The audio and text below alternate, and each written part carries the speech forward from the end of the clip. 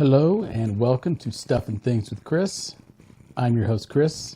Today it's another. So we're going to start off talking about Angel Has Fallen. So this is a sequel to a sequel. Does that make it, I think, a trequel to Olympus Has Fallen and London Has Fallen? So it follows the same characters, Mike Banning and Alan Trumbull. Now, Mike Banning is played by Gerard Butler. He is a Secret Service agent. And Alan Trumbull is played by Morgan Freeman, who starts in the first movie as a lower-level character in the presidential administration. By the time we get around to this movie, Angel Has Fallen. He's now President Trumbull. His closest Secret Service agent is Mike Banning, Gerard Butler's character. Also stars Danny Houston, Jada Pinkett Smith, and Nick Nolte. They all have pretty big parts in this. Before we get into anything else, there will be spoilers in this because I'm kind of going to run through the plot of the movie and then I'll talk about what's good and what's bad about it afterwards. So I'll leave a timestamp in the description to let you know where the actual review is. So here we go. Spoilers now. Forever hold your peace otherwise. Angel Has Fallen starts off with Mike Banning, Gerard Butler's character, suffering from kind of what appears to be PTSD from the various horrific things he'd had to endure in the first two movies, presumably, while trying to protect Alan Trumbull. And he's got real bad headaches. He's kind of having trouble sleeping. He's going to see a doctor. He's got some things that are trying to keep him from doing his job as effectively as he would like. He's considering maybe a position that's more administrative as head of the Secret Service, so he wouldn't be involved with the direct day-to-day dealings of protecting the president, and it would give him a little more leeway. Maybe he should just retire. He's not real sure what exactly he's going to do. So early on in the movie, we have a conversation between Mike Banning and Danny Houston's character, who is, Wade Jennings. And Wade Jennings and Mike Banning used to be warrior in arms kind of guys. They did some engagements together, presumably in Afghanistan and maybe even Iraq. And now Mike Banning has moved on as Secret Service agent, whereas Wade Jennings is now in charge of a defense contracting company, and he is pitching an idea that maybe, Mike Banning could help get him a contract with the U.S. government because his business isn't doing real well. The president, Alan Trumbull, he is not in favor of using private security firms for government, U.S. sanctioned military operations, and so that's kind of an undercurrent that kind of pushes the plot in this. So then we go to a scene where the president has decided he wants to go fishing, so he is on a boat with Mike Banning. On the shore are a whole bunch of other Secret Service agents, and then there's a couple other guys on the water. So the president and Mike Banning are talking. Mike Banning starts to have some issues, some headaches, kind of loses his balance. He's not really sure what's going on, so they switch him out with another agent. Before Mike Banning can get to the shore, some of the agents on shore see what looks to be a flock of birds approaching. It turns out to be a bunch of drones. And you get a pretty cool action scene here where all these little drones that are being fired from a back of a van by guys wearing essentially commando combat gear with masks on. They shoot all these things out of the back of a van, and they're basically missiles, little tiny missiles, and they're being guided, like all drones are, from some kind of a pilot who, every time they go in, drives them straight into the ground, and big explosion, guys die. It's kind of an interesting little scene as they go around and pick off Secret Service agents one by one. Mike Banning is racing to the boat where the president is, and he manages to get there in time. Now, clearly they could blow him up. There's a scene where they cut to the shot of a drone looking straight down at Mike Banning's boat, but they pass and do not blow him up. And instead, they try to blow up the president. But Mike Banning gets there, throws him in the water in time. You know, they kind of come out of that. The boat blows up right as they're jumping into the water. All the other agents are killed. I think it's 23 of them are dead. And then we cut to a scene where the president, Mike Banning, are in the hospital. And the president's in a coma. Mike Banning was unconscious. He comes out, and he's immediately accused of orchestrating the entire thing because he's the only Secret Service agent who survived.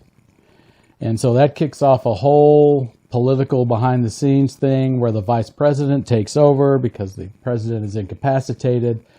There's a orchestration and a belief that the Russians were behind the attempted assault and assassination of the president. So the vice president wants to fast-track defense companies, private defense companies, to come in and help with any kind of military retaliation against Russia. So you kind of see where this is going. Eventually, Mike Banning, who has been accused and arrested at this point for orchestrating the attempt on the president's life, breaks free, and he kind of has to clear his name. So it's kind of it's not a plot that's really original. We've kind of heard this before. While he is trying to get away from the government who are chasing him and trying to catch him, he ends up going to his father's place. His father's played by Nick Nolte. He lives off the grid. He is I believe, a Korean War vet, maybe a Vietnam vet. They're not real clear about what conflict he was involved in, but it's made him extremely paranoid, made him so paranoid he actually left his family.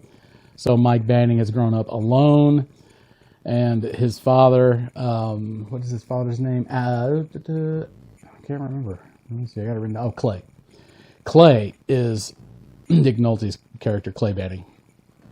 And you get a result here where there's a pretty good little interaction between the dad and the son, and the son really has no time for his dad, but he needs someone to help him. And of course, the government finds him, and you get a crazy couple of scenes where the dad has rigged his entire compound with explosives, and people are blowing up and dying all over the place. But one thing I thought was really interesting in some of these scenes with his dad is his dad says a line. He says, it doesn't matter if it's Vietnam, Korea, the Gulf, or Afghanistan, it's all the same hell. That's paraphrase of it. I think he uses some more colorful language. And he's talking about the effects of war and PTSD and how it hurts you going forward in the rest of your life. So I found that kind of an interesting comment. I wish they would have gone a little further with it, because it is something that's affecting soldiers currently and has affected soldiers as long as they've been doing battles. In World War I, they called it being shell-shocked. Now it has a name, PTSD. It's an actual diagnosis. But it's a real thing, and I felt like that was an interesting tie into the movie. Now we go on from there, and by this point, it's not only obvious to the audience, it's also obvious to the people involved in investigating the assassination that Wade Jennings and his company are partially, if not 100% responsible for the assassination attempt. And the FBI agent, played by Jada Pinkett Smith, who has kind of been tracking Mike Banning, decides to go and confront Wade Jennings, and that works out horribly wrong as she takes no backup other than her partner, and Wade Jennings just shoots her and her partner on an airfield, and that's the end of that. Then they kind of have to kick up their assassination attempt on the president, who has now woken up from his coma. He's still in the hospital. And, Mike Banning has to go back there. He goes back there with his dad, and, his dad, kind of shenanigans occur. There's a lot of blowing up, a lot of shooting of things, and basically you end up with the president surviving all the various attempts, and Wade Jennings and Mike Banning have a showdown on a rooftop. Now it's become clear to Wade Jennings he's not going to escape. He's not going to be able to assassinate the president. And he kind of talks about how his main life goal at this point is to just go out in a blaze of glory in some kind of a military conflict. He really wishes that's how he wants to go. He views himself as a warrior. So he and Mike Banning have basically a mano-a-mano knife fight on top of a roof. Mike Banning, of course, wins. Bad guy dead. Turns out he was working with the vice president. who was kind of a stereotypical Southern guy. He's got kind of a weird Southern accent, I think it is. And so that comes back to bite him, and the president has him arrested and all this, and then close credits. So that's the basic plot summary. The action scenes in this movie are pretty good. I especially like the one with the drones. It seems a little excessive to try to do that, but whatever.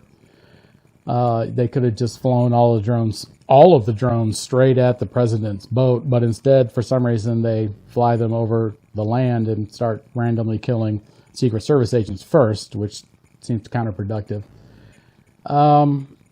But the fight scenes are good. There's a shootout in an office building. I think it's part of the hospital, but it may be an office building across the street. That's done really well, where they kind of lay out some tactics that each side is doing, and they kind of progress through it. It's a pretty cool scene. Reminded me a little bit of Heat. If you've ever seen that movie, it's not nearly as well done as that, but it's pretty interesting.